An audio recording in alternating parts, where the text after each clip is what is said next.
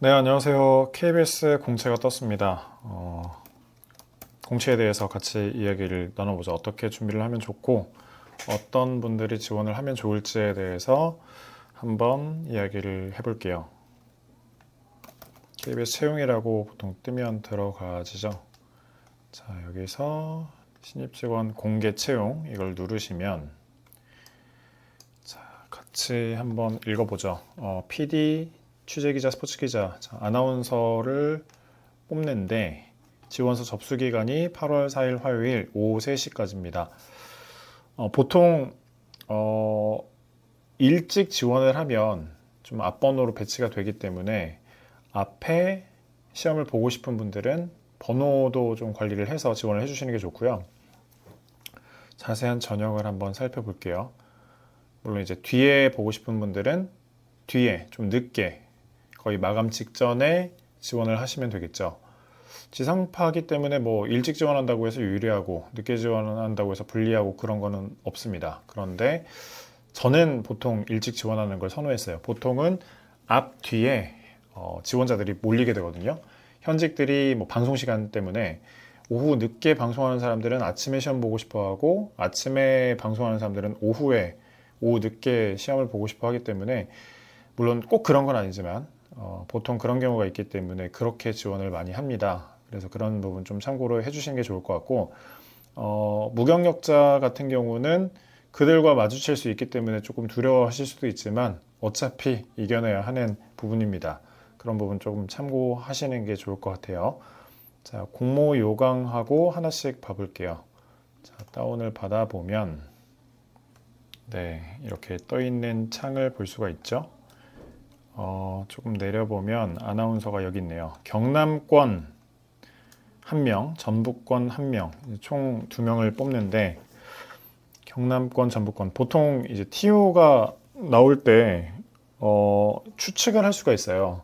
아니면 학원가에 도는 얘기를 듣고 유추를 할 수가 있겠죠. 자, 최종 합격자는 3개월 동안 수습 직원으로 임용하고 쭉쭉쭉 나와 있죠. 응시 자격 제한 없고 연령 제한 없고 국적 제한 없고 학력 제한 없고 어학시험 성적 자 마감일 이전에 발표된 성적의 하남 마감일이 8월 4일이니까 그때까지는 이제 성적이 나와 있는 게 지원이 가능하고 그 다음에 시험 종류는 토익, 토플, 탭스 다 상관이 없습니다. 예전 같은 경우는 이거 맞추기 위해서 성적이 없는 사람들이 일본에 가서 시험을 보고 오기도 했었어요. 지금도 되는지 모르겠지만 한번 그런 것도 참고를 해보시고요. 토익 같은 경우는 전 세계가 점수를 다 인정을 해주잖아요. 그런 것도 좀 참고를 하시면 좋을 것 같고 한국어 가점 아나운서 외 전 분야입니다. 아나운서는 필수일 거예요. 여기 써있나? 네, 아나운서는 네, 여기 써있네요. 필수 제출 분야 아나운서 보통은 한국어 급수는 1급에서 4급까지 돼 있잖아요. 무급은 급수가 없습니다. 아예 시험을 본 걸로 자격 요건으로 계산을 하지 않기 때문에 그런 부분은 좀 참고를 하시면 좋을 것 같고요. 역시 한국어 능력 시험도 원서 접수 마감일 기준으로 2년 이내 2024년 8월 5일 이후에 응시한 시험만 가능하다. 그 전에 역시 성적표가 나와야 되겠네요. 전형 절차를 보면 1차가 서류 전형, 서류 평가와 영상 평가가 이루어지는데 이번에 영상 평가가 들어가네요. 그리고 2차는 필기 시험이 되겠죠. 필기 시험도 어떤 게 있는지를 좀 보면 아나운서는 장문 시험을 보내요. 장문 시험과 시사상식, 객관식 이렇게 보게 되는데 글쎄요. 서류 평가와 영상 평가가 이루어지고 서류 평가라고 하는 거는 보통 그 자격 요건이 되는지를 보고 그다음에 영상 평가라고 하는 건 해당 영상을 제출하고 나서 거기서 평가를 통해서 거르게 되는 거죠. 그리고 그 사람들을 모아서 지금까지 성적이 누적이 되는 게 아니라 그들을 대상으로 다시 장문과 시사상식 시험으로 또 이제 평가를 하게 되는 거죠. 역시 올라가서 실무 능력 평가가 이루어지고 최종 면접 평가가 이루어지고 그 다음에 최종 전형으로 합격 여부가 결정이 되는 건데 옛날에는 합숙 시험도 있었습니다. 지금은 없어서 좋은 건지 안 좋은 건지 모르겠네요. 자, 아나운서 영상 제출 가이드라인을 반드시 확인 후 영상을 제출하라고 써 있는데, 이건 가이드는 한번 이따가 같이 보시죠. 필기평가, 이것도 미리 좀 적어 두셔야 될 것 같아요. 예정 장소는 8월 30일이네요. 그렇게 막 많이 남지 않았습니다. 그러면 이제 여기서 여러분이 전략을 세우실 수가 있는 거죠. 카메라 테스트 일자가 어디 나와 있나? 카메라 테스트 일자가 나와 있으면 그 일자 기준으로 나는 필기시험을 언제부터 준비를 할 것인지 그런 것도 생각하셔도 좋을 것 같고요.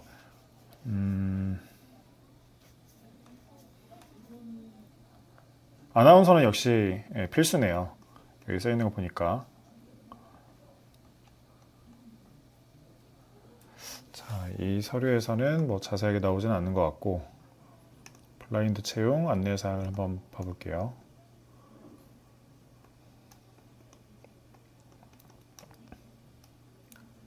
자, 블라인드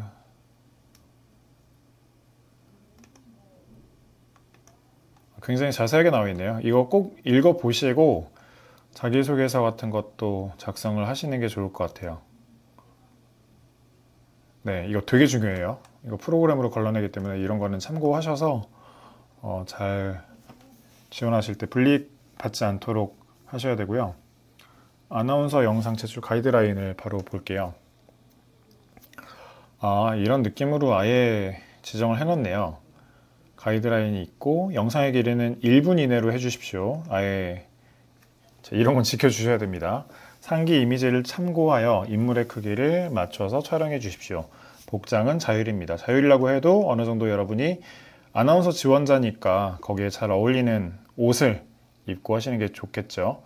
휴대폰 기본 카메라 촬영분만 인정되며 영상 보정은 허용되지 않습니다.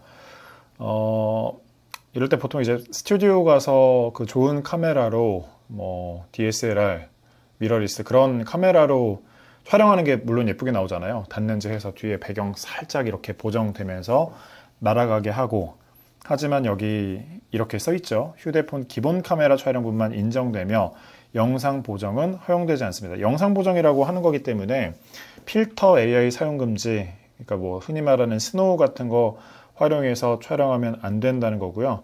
보통 영상을 촬영하게 되면 그 영상에 기록이 다 남게 돼요. 그런데 여기 보면 유튜브에 업로드를 하기 때문에 사실 영상 정보가 그렇게까지 자세하게 나오지는 않겠지만, 제 생각에는 일반 카메라로 찍어도 그러니까 휴대전화 카메라로 기본 카메라 앱으로만 찍어도 잘 나오기 때문에 그걸 좀 이용해서 촬영하시는 게 좋을 것 같고, 저도 있지만 이렇게 이렇게 찍으실 때 이렇게 보시면 뭐 배율이 있잖아요. 저는 이제 삼성 갤럭시를 쓰고 있는데 곱하기 1, 곱하기 3 이런 비율로 했을 때 좀 잘 나오는 그 정도가 차이가 있거든요. 저는 보통 곱하기 3으로 해서 어느 정도 좀 거리를 두고 찍었을 때 잘 나왔는데, 그런 것도 한번 생각을 해보시고요. 렌즈가 조금 이게 아무래도 휴대전화 카메라는 조금 왜곡이 돼 있어요. 그런 부분도 좀 참고하셔서 지원하실 때 잘 찍고 좋은 결과가 나오면 좋을 것 같습니다. 카메라보다 중요한 게 사실 조명이라든지 음성이거든요. 마이크는 꼭 활용하시는 게 좋고요. 그냥 휴대전화로만 촬영을 하신다면, 물론 저희 마디스피치 수강생들은 촬영도 해주고 현장에서 코칭도 해드리겠지만, 그게 아니면 혼자 촬영하는 게 더 좋으신 분도 있잖아요. 그러면 집에서 촬영하신다고 하면 밝은 배경에서 얼굴에 그늘이 가지 않게, 그리고 적절한 자연광에서 촬영하시는 게 좀 유리하지 않을까, 그런 생각이 듭니다. 물론 소음이 들어가면 안 되니까 핀 마이크를 꼭 착용하시고 촬영하시는 게 좋고요. 제가 지금 차고 있는 이게 소니 마이크거든요. 이런 마이크도 촬영을 하시고 나중에 합치면 되니까, 그 합치는 건 뭐 영상 보정은 아니잖아요. 영상적인 보정은 아니고 음성만 그냥 합치는 거니까 그거에 대해서 불이익은 없을 겁니다. 그리고 촬영 순서가 나와 있네요. 원고를 보며 낭독해도 무방합니다. 저는 원고 보고 낭독하는 게 더 괜찮은 것 같아요. 앞에 처음에 카메라를 보면서 뭐 미소 짓고 인사하고 그 이후에 원고를 보면서 자연스럽게 낭독하는 게 좋죠. KBS니까 뭐 자고적 잘 지켜주시고 발음, 그다음에 입모양 정확하게 해주시고 내용을 보면 뉴스 낭독이 30초 이내, 프로그램 진행 멘트, 프로그램 진행 멘트가 따로 있네요. 30초 이내, 총 그래서 1분 이내, 자기소개 뭐 그런 거는 따로 없는 것 같습니다. 각 단계별 별도 지체 없이 신속히 촬영, 그러니까 뭐 끊어서 찍지 말고 뉴스 읽고 나서 바로 프로그램 진행 멘트로 가라는 거죠. 그래서 여기 이런 영상 제출 방법이 있고 뉴스 원고는 아예 지정이 되어 있네요. 블룸버그 통신에 따르면 SK 하이닉스의 미국 주식 예탁 증서 ADR 수요 예측에 공모 물량의 7배가 넘는 청약 주문이 쇄도한 것으로 나타났습니다. 이번 공모가가 지난 8일 종가인 207만 6천 원으로 확정될 경우 전체 자금 조달 규모는 245억 달러, 우리 돈으로 약 37조 1,400억 원에 이를 전망입니다. 이는 과거 알리바바에 이어 외국 기업의 미국 상장 사례 가운데 역대 두 번째로 큰 규모입니다. 프로그램 진행 원고도 있네요. 네, 월요일 저녁 유익한 즐거움 우리말 겨루기입니다. 오늘은요, 최강자 다시 겨루기라고 해도 과언이 아닐 것 같습니다. 오늘 도전하시는 분들 모두 최강자전에서 멋진 실력을 펼치신 분들인데요. 과연 오늘 달인이 탄생할 수 있을지 기대해 주시죠. 그럼 우리말 겨루기 지금 시작합니다. 제스처도 적당히 해주시면 좋겠죠. 저는 그냥 지금 읽어본 건데, 자, 우리 수강생분들은 잘 연습을 하시고 제게 꼭 점검을 받고 영상 촬영을 하시기 바랍니다. 자, 또 다른 게 참고할 게 있는지 볼게요. 채용 서류 반환, 이건 뭐 필요가 없고요. 자세하게 카테 같은 게 언제 보는지는 따로 나와 있지는 않은 것 같은데 다시 한번 봐볼까요? 날짜가 안 나와 있네.